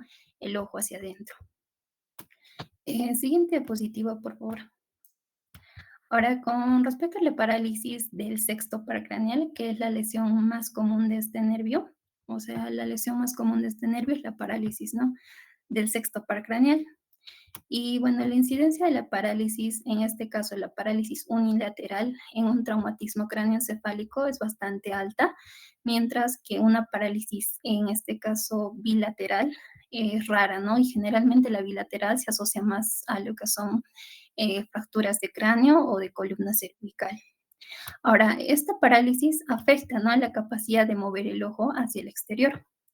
Y cabe mencionar aquí que hay muchos trastornos que pueden causar la parálisis de este par craneal, ¿no? Entre estos tenemos los traumatismos craneales, los tumores, también lo que son la esclerosis múltiple, aneurismas, infecciones cerebrales o, bueno, las hemorragias intracerebrales o accidentes cerebrovasculares o la encefalopatía de Wernicke o una hipertensión intracraneal idiopática, ¿no?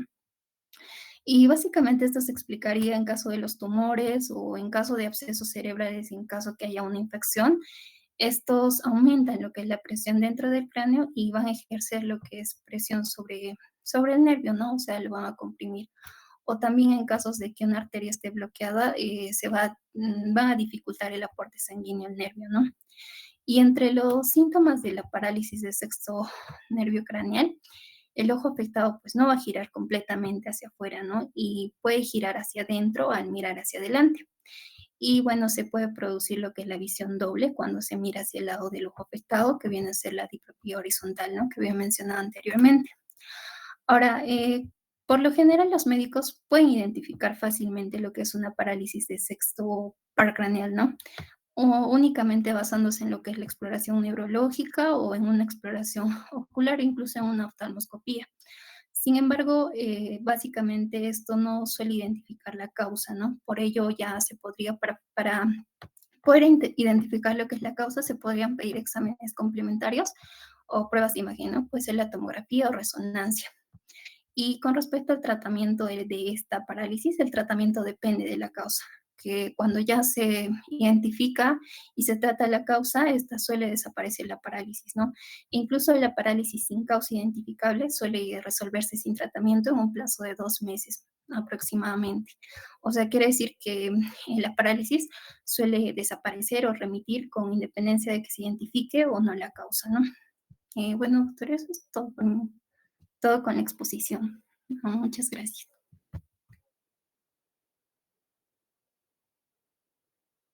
Ya, por hoy día, su delegada, como con su legamos, hemos coordinado que solamente vamos a hacer la clase hasta las 10 nada más, ¿no? Ha pasado un poco más. No es nada académico que estén hasta las 11, medianoche haciendo clases, también tienen que descansar.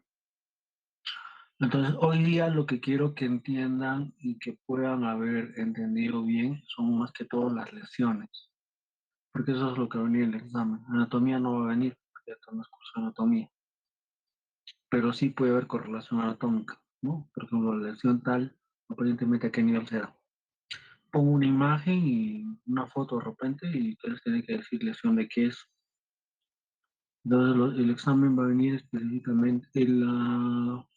Mira, por favor, que hagas un drive y ahí vacias todas las exposiciones para que tengan acceso a sus compañeros.